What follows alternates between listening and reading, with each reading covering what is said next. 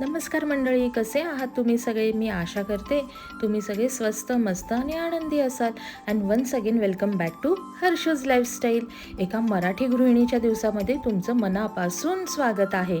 तर कसं आहे ना, मस्त असा पाऊस चालू आहे आणि पाऊस चालू झाला की बऱ्याच अशा महाराष्ट्रीयन पदार्थ आहेत किंवा डिशेस आहेत की ज्या आपल्याला खाव्याशाच वाटत आहेत. फॉर एक्झाम्पल पाहायला गेलं तर गरमागरम कांदा भजी म्हणा किंवा गरमागरम चहा म्हणा, असे बरेच पदार्थ आहे. पण मला खाऊस होती ते म्हणजे इडली खायची होती मला. म्हणून आदल्या दिवशी की नाही मला इडलीचं डाळ आणि तांदूळ भिजत घालायचे होते. पण नेमकं मी विसरून गेले. संध्याकाळी पार 6-7 वाजता मी हे डाळ आणि तांदूळ भिजत घालायला घेतले. आता माझं प्रमाण कसं आहे माहिती आहे का? आता मला फक्त नाश्त्यापुरता आणि लवच्या शॉर्ट रिसेससाठीच बनवायच्या होत्या इडल्या. म्हणून मग मी 3 कप तांदूळ घेतले आणि त्याच्यामध्ये 1 कप उडदाची डाळ घेतली आणि 2 चमचे वर पण घातली डाळ. आता हे सगळं जे आहे ना, तर प्रत्येकाचं प्रमाण जे आहे ना ते वेगवेगळं असतं. कोणी हा बॅटर नाही, डाळ आणि तांदळामध्ये मेथीचे दाणेसुद्धा घालतात. पण मी मेथीचे दाणे नाही घालत. मला का माहीत नाही का, पण मला सतत असं वाटतं की दाणे घातल्यामुळे काय म्हणतात कडवटपणा येतो की काय. तसं काही होत नाही हे मला देखील माहिती आहे, पण मनात आपलं माझ्या असं चालूच असतं. मग काय केलं, डाळ आणि तांदूळ मस्त असे धुवून घेतले. आणि मी कुठेतरी वाचलं होतं की उडदाच्या डाळीचा कुठलाही पदार्थ करायचा असेल तर उडदाची डाळ खूप जास्त धुवायची नसते. अगदी 2 किंवा 3 पाण्यानेच धुवायची. कारण की ना, धुतल्यामुळे त्याच्यामध्ये जे ओरिजिनल काहीतरी इन्ग्रेडियंट म्हणा किंवा जे काही त्यांचं एन्झाईम्स आहेत तर ज्याच्यामुळे फर्मेंटेशन छान होतं ते निघून जातं. त्याच्यामुळे 2 किंवा 3 वेळेसच आपण डाळ आणि तांदूळ धुवून काढायचे. त्यानंतर ना, सध्या पावसाळा चालू आहे आणि मला नोटीस आली होती की पाणी कधीही जाऊ शकतं. म्हणून मग मी काय केलं, प्यायचं पाणी भरून ठेवलं होतं.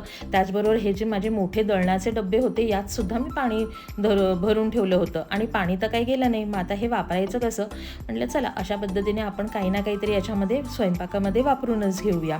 आणि पिण्यासाठी तर आपण आरोचंच वॉटर वापरतो. मग त्यानंतर मग काय झालं, रात्री मग आम्ही गेलो होतो माझ्या पुतण्याच्या बड्डेला. तुम्ही छोट्या व्लॉगमध्ये पाहिलंच असेल. रात्री येता येता 12 वाजले आणि 12 वाजता मी हे सगळं पीठ वगैरे दळून ठेवलं. बरं, मग आता हे पीठ आता म्हणजे किती तास, अगदी 3 का 4च तास हे डाळ आणि तांदूळ भिजल्या गेले आणि त्याच्यानंतर 12 वाजता मी ते पीठ ठेवून दिलं. सकाळी 6 वाजता उठून खाली आले आणि पाहते तर काय, फर्मेंटेशन झालंच नव्हतं. पीठ अजिबात आलं नव्हतं. म्हटलं की झालं, माझा आजचा हा इडलीचा प्लॅन फ्लॉपच गेला. मग लवला की नाही, मी चपाती भाजीचाच डब्बा दिला आणि शॉर्ट रिसेसमध्ये त्याला मी फ्रेंच फ्राईज बनवून दिले. आणि मग आता ह्या पिठाचं करायचं काय. आता इडली तर बनवायची होती, खायची तर हौस होतीच होती.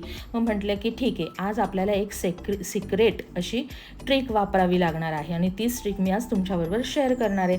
पण त्याआधी काही स्टेप्स आहेत त्या आपल्याला फॉलो कराव्या लागतील. ते म्हणजे सगळ्यात पहिली स्टेप म्हणजे चटणी तयार करून घ्यायची. चटणी अगदी साधी सिंपल खोबऱ्याची चटणी मी बनवली होती आणि वरून मस्त मोहरीचं मी तडका दिला होता. मग सगळ्यात पहिली स्टेप काय, तर तुमचं जे कुठलंही इडलीचं पात्र असेल ते स्टीम करायला, ज्यात आपण इडली ठेवणार आहे ते आधी पाणी टाकून स्टीम करायला ठेवून द्यायचं, म्हणजे वाफ त्याची छान अशी तयार होईल. त्यानंतर जेवढं आपल्याला पीठ हवं आहे किंवा जेवढ्या आपल्याला इडल्या करायच्या आहेत तेवढंच पीठ एका छोट्या बोलमध्ये काढून घ्यायचं. त्यानंतर आपलं इडलीचं जे पात्र आहे त्याला नीट व्यवस्थित सगळीकडनं असं तेल आपण छानपैकी लावून घ्यायचं. नंतर मग थोडंसं मीठ घालायचं आणि हे आहे सिक्रेट इन्ग्रेडियंट. तुम्हाला माहीत असेलच पण तरी देखील मी सांगते, कारण की मी बऱ्याचदा ना असं काही गडबड झाली की बेकिंग सोडा, बेकिंग पावडर वगैरे हे वापरून पाहिलं आहे, पण त्याचा रिझल्ट अजिबात चांगला येत नाही. असं थोडंसं ना निब्बरच इडल्या होतात. पण हे जे फ्रूट सॉल्ट आपण यूज करतो आहे म्हणजे इनो, त्याच्याने इतका छान असा रिझल्ट येतो आहे, तुम्ही आता पाहालच पुढे. आणि काय करायचं, आता हे अर्ध बोल भरूनच हे आहे. माझ्या 17 का 18 इडल्या तयार होतात याच्यामध्ये. त्याच्यासाठी मी अगदी अर्ध पाऊचच इनो टाकले. त्याच्यावर थोडंसं पाणी टाकायचं आणि पटकन हलवायचं. आता आपल्या भांड्यामध्ये ना स्टीम तयार झाली आहे. आता याच्या इडलीच्या पात्रात मी पीठसुद्धा टाकून ठेवलं आहे आणि लगेच आपल्याला झाकून ठेवायचं आहे. अगदी 10 ते 12 मिनटामध्ये आपल्या इडल्या तयार आहे. गरम गरम इडल्या काढायची अजिबात गरज नाही. थोडंसं कोमट होऊ द्यायचं आणि मग इडली काढायला घ्यायची, तर ती नीट व्यवस्थितपणे आपली बाहेर निघेल. आता तुम्ही पहा, आपण अगदी थोडासा इनो घातला होता, सोडा बोलल्याबद्दल बरं का. तर थोडासाच इनो घालूनसुद्धा तुम्ही बघा किती मस्त अशी इडली झाली आहे. आणि थोडंसं हलकंसं थंड केलं ना का इडलीच्या पात्राला चिटकतसुद्धा नाही इडली.